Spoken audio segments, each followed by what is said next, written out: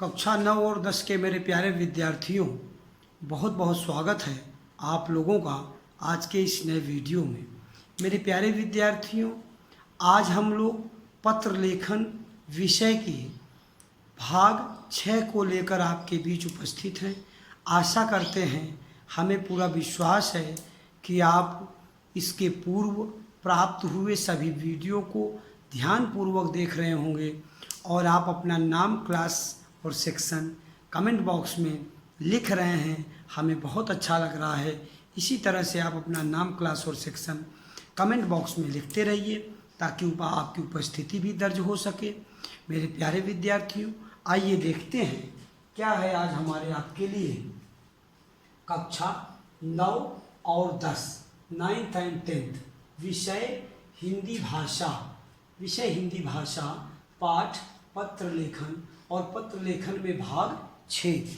प्यारे विद्यार्थियों, भाग 6 की समस्या को हम सामने लें। भाग 6 की समस्या पर विचार करना प्रारंभ करें। इसके पूर्व हम चाहते हैं कि भाग 5 पर थोड़ी सी चर्चा हम आपसे कर लें।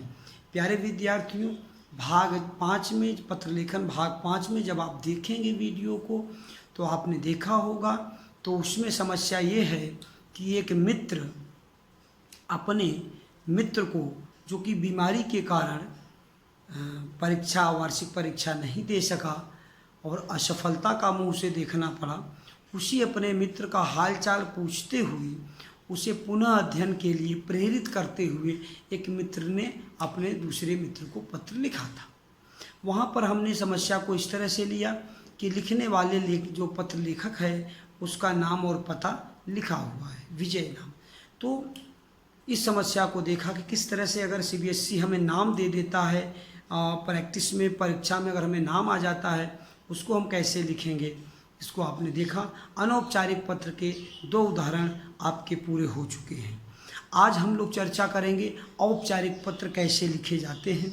ज़्यादातर आज हमने सबसे बड़ी समस्या, औपचारिक पत्र की सबसे बड़ी समस्या जो होती है, औपचारिक पत्र में जो सबसे ज़्यादा लिखा जाने वाला जो पत्र होता है बच्चों के द्वारा, आज हम उसी विषय को लेकर आपके बीच उपस्थित हैं। मेरे प्यारे विद्यार्थियों, आप यहाँ देख सकते हैं, आप देखिए कि औपचारिक पत्र और औपचारिक पत्र में क्या है समस्या को ध्यान से सुनिए। बीमारी के कारण, किसके कारण? बीमारी के कारण परीक्षा न दे सकने पर प्रधानाचार्य को चिकित्सा अवकाश हेतु प्रार्थना पत्र लिखिए। अब आप समझ सकते हैं कि आपकी सिचुएशन कैसी है कि आप यहाँ देख सकते हैं कि आप बीमारी के कारण, कोई आप क्लास 9th में हैं, आप क्लास 10th में हैं, अनवरत आपका अध्यापन चल रहा है।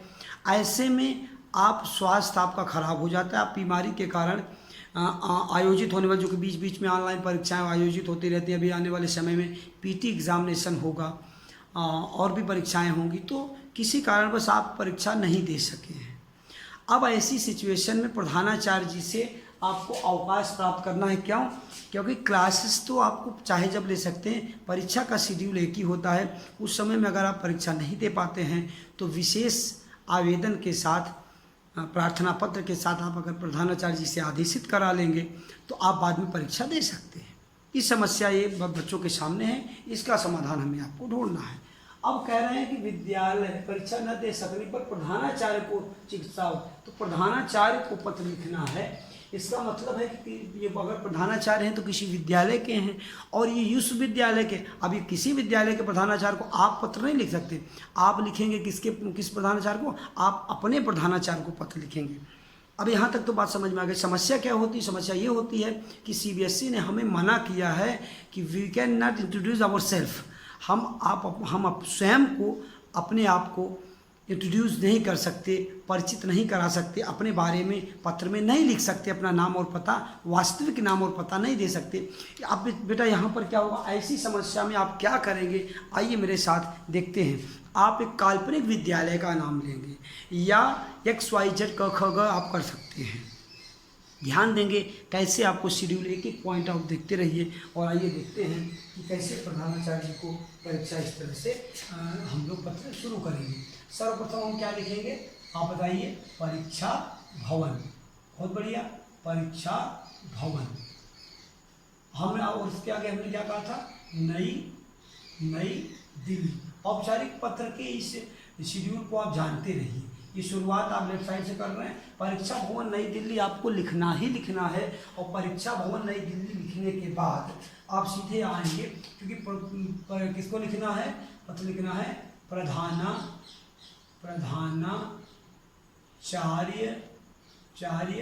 महोदय। अब देखिए, अब यहाँ पर विद्यालय का नाम आएगा, आप लिख देंगे XYZ विद्यालय। हाँ, अब आप नई दिल्ली चूँकि लिख चुके हैं तो आप यहाँ पर लिख सकते हैं, कोई भी नगर कर सकते हैं। हाँ, कोई भी नगर, XYZ नगर। अब XYZ सेम हो जाएगा, इसलिए आप यहाँ पर ABC नगर, नई दिल्ली। क्या कर देंगे, नई दिल्ली। क्योंकि देश की राजधानी भी है और CBSE बोर्ड का सेंट्रल भी है, केंद्र भी है, इसलिए हम नई दिल्ली को यहाँ पर लेते हैं। अब क्या करेंगे, अगला काम आपको पता है। अब हम यहाँ पर लेंगे दिनांक। आप जानते हैं कि इसके बाद हम दिनांक, और दिनांक हमने आपसे कहा था कि दिनांक बेटा आप कौन सा लेंगे, जिस डेट को आप पत्र लिख रहे हैं। तो आप देखिए, आज की डेट आप लिखेंगे, कौन सी डेट लिखेंगे, 28/7/2020। ये आप दिनांक लिख देंगे। अब दिनांक के बाद जो सबसे बड़ी समस्या आती है वो ये है कि किस विषय, क्योंकि औपचारिक पत्र, ध्यान दीजिएगा, औपचारिक पत्र में विषय का होना अति आवश्यक होता है, लेकिन अनौपचारिक पत्र में विषय का होना आवश्यक नहीं होता है। जनरली कोई विषय लिखता ही नहीं है, और न तो अनौपचारिक पत्र में विषय लिखने का कोई नियम ही है। तो मेरे प्यारे विद्यार्थियों, अब आप दिनांक में आप विषय है तो विषय क्या लिखेंगे, आप यहीं से निकालिए विषय, मेरे साथ आप भी विषय निकालिए। बीमारी के कारण परीक्षा न दे सकने पर चिकित्सा अवकाश हेतु प्रार्थना। विषय तो यही आपका मिल जाएगा, आप ध्यान अगर दे दीजिए थोड़ा सा, तो यहाँ पर आपको विषय मिल जाएगा, चिकित्सा अवकाश हेतु प्रार्थना पत्र। आप थोड़ा सा मेरे प्यारे विद्यार्थियों कतई अपने दिमाग पर प्रेशर मत डालिएगा, बहुत ही नॉर्मली लेवलर होकर एकदम से स्वस्थ मस्तिष्क के साथ आप विचार करेंगे, आपको सब कुछ प्राप्त होगा। विषय क्या लिखेंगे, आप लिखेंगे चिकित्सा। क्या लिखेंगे, चिकित्सा या चिकित्सकीय, ये भी कर सकते हैं, चिकित्सा अवकाश हेतु प्रार्थना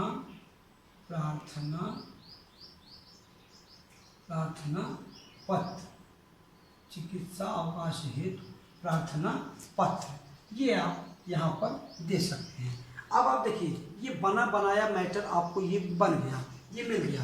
अब आप आगे क्या कहेंगे, आगे आप यही कहेंगे कि क्या कहेंगे कि माननीय महोदय। महोदय आप चूँकि बार कह चुके बनाचार्य महोदय, तो आप कहेंगे कि श्रीमान, या श्रीमान कहिए, माननीय महोदय कहिए। आप इससे कह सकते हैं कि माननीय महोदय, ये मैं हाँ, आपको अपना नाम नहीं लिखना है, ध्यान रखिएगा, अपने बारे में ना बताइए। मैं विद्यालय की कक्षा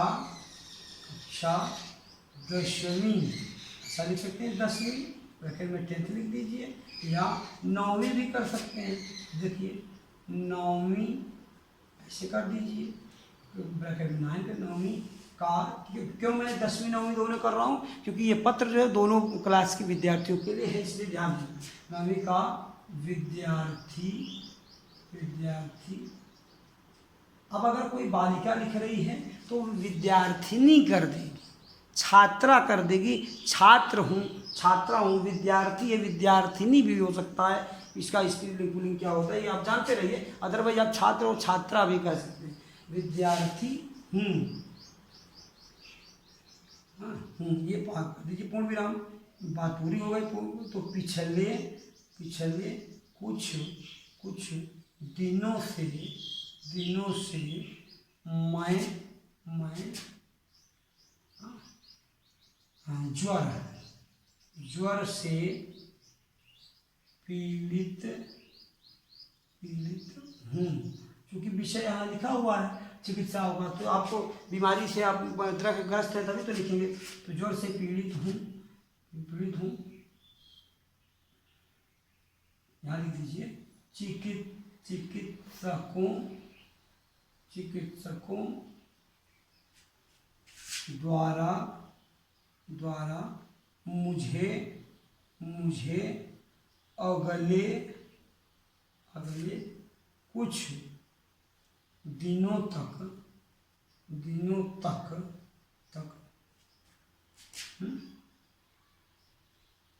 पूर्ण विश्राम कह सकते हैं, विश्राम हेतु सलाह दी गई है, चिकित्सकों द्वारा सलाह दी गई है। ये पूर्ण विराम कर दीजिए। ये है पहली समस्या, ये समस्या है। अभी आपने मांगा नहीं है कुछ भी, अभी छुट्टी नहीं मांगा है, अभी आपने अवकाश नहीं मांगा है, ये आपने समस्या को दी। हमने आपको हमेशा कहा है कि मुख्य मध्य भाग को 2 पार्ट में आप बनाइए, एक में आप समस्या दीजिए, दूसरे में समाधान दीजिए। एक में हालचाल पूछिए, अगर अनौपचारिक है तो एक में हालचाल पूछिए, दूसरे में अपनी बात बताइए। तो आप यहाँ देखें, मुझे अगले कुछ दिनों तक विश्राम हेतु सलाह दी गई है, किसके द्वारा? चिकित्सकों द्वारा। अब देखिए, आप लिखेंगे अतः, फिर ये कहिए अतः सविनय निवेदन है कि अब देखिए, यहाँ दिन नहीं दिया है, ज़्यादा जब दिन 3 दिन के अवकाश हेतु 4 दिन के अवकाश हेतु बच्चे क्या करते हैं, जिस दिन पत्र लिखते हैं, मान लीजिए जैसे कहता 3 दिन, तो आज 28 को लिख रहे तो 28 को छोड़ देते हैं, 29, 30 से करते। भाई एप्लीकेशन आप जिस दिन लिख रहे उसी दिन से आपका अवकाश चालू हो गया। आप बीमारी से ग्रसित है ना, स्कूल आके तो आप थोड़ी एप्लीकेशन देंगे कि दिन भर पढ़ के तब जाएंगे तो आप कल से नहीं आएंगे, तो कल की डेट फिर से डालिए आप, वो आप फिर आप 29 से लिखना शुरू करिए। तो 29 फिर एप्लीकेशन आप उसी डेट की होनी चाहिए, जिस डेट पर आपने एप्लीकेशन दे दिया उसी डेट से आपके अवकाश प्रारंभ हो गया। इस बात को आप समझते रहिए। तो आप अतः सविनय निवेदन है कि आज दिनांक 28/7/2020 से यहाँ लिख लीजिए 31, क्योंकि जुलाई 31 की होती है, 31/7/2020 तक। अतः सभी निवेदन है कि आज दिनांक से इतने तक, अब देखिए 28, 29, 30, 31 4 तक 4 दिनों का अवकाश प्रदान करने की क्या करें, बोलिए क्या करें, कृपा करें। हमने आपको बताया था कि यहाँ पर आप अंत करने से पहले आप अगर औपचारिक पत्र लिख रहे हैं तो औपचारिक पत्र में समाप्ति से पूर्व ही धन्यवाद ज्ञापित किया जाता है। तो उस बात को ध्यान रखेंगे, कृपा करें।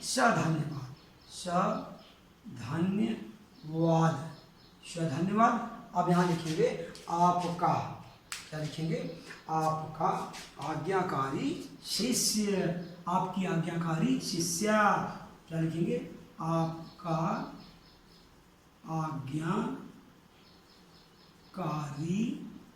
एक में रहेगा, आपका आज्ञाकारी शिष्य। अब चूंकि नाम अगर प्रश्न में कुछ होता तो आप यहाँ लिख सकते थे, अब यहाँ क्या लिखेंगे, क ख ग, अब ये लिख दीजिए, क ख ग नाम दे दीजिए। कक्षा लिखना है तो कक्षा लिख दीजिए, कक्षा। अब देखिए 9वीं है या 10वीं है, आप एक ही कक्षा यहाँ लिखेंगे। इसलिए मेरे प्यारे विद्यार्थियों, इस बात का आप ध्यान रखेंगे कि कक्षा आपकी एक ही लिखनी है। अगर 9th के बच्चे लिख रहे हैं तो वे अपनी कक्षा लिखेंगे, 10th के बच्चे लिख रहे हैं तो वो अपनी कक्षा लिखेंगे।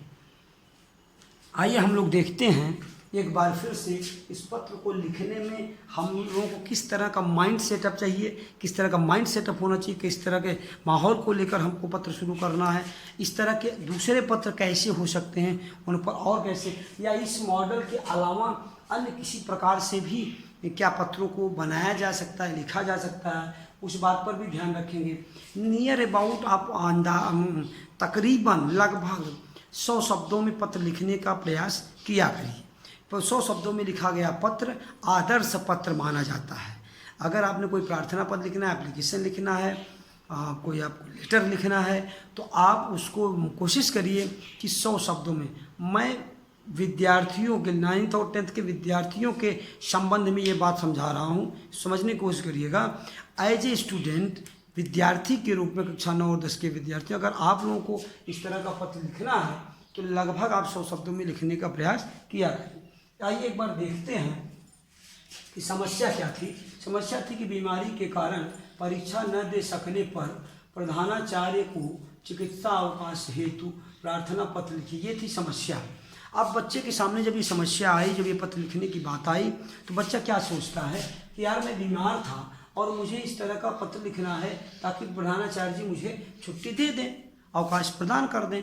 तो ये मेंटेलिटी माइंड में होनी चाहिए। अब आप मान लीजिए अपने परीक्षा भवन में बैठे हैं, मैं इसलिए प्रैक्टिस करा रहा हूँ कि हमारा जो लास्ट है, पूरी प्रैक्टिस, पूरे अध्ययन, सबका जो निष्कर्ष है, जो लास्ट है, वो हमारा एग्जामिनेशन होता है मेरे प्यारे विद्यार्थियों। अगर बोर्ड एग्जामिनेशंस में, एनुअल एग्जामिनेशन में, हाफ ईयरली एग्जामिनेशंस में या आने वाली किसी भी परीक्षाओं में यदि हम अपना बेस्ट कर पाते हैं, अपना सर्वोत्तम दे पाते हैं, तो ये हमारे लिए सबसे गौरव की बात होगी, सबसे अच्छी बात होगी।